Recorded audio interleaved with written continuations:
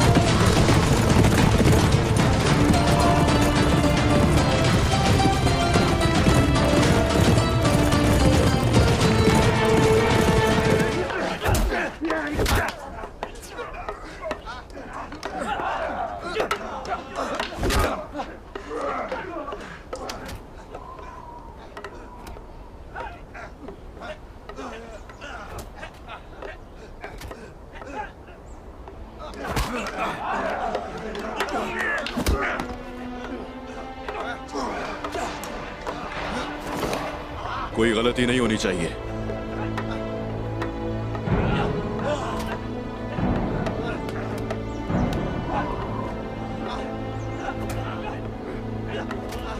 कल रोम में एक नया सूरज तुलू होगा।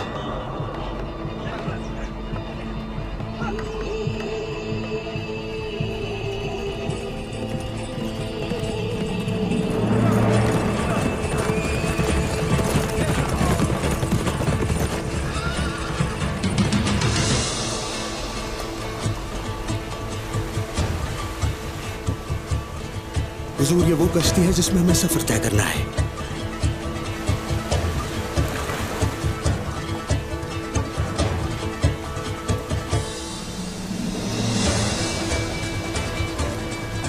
जब हम कुस्तुनतुनिया पहुंचेंगे अंधेरा हो चुका होगा।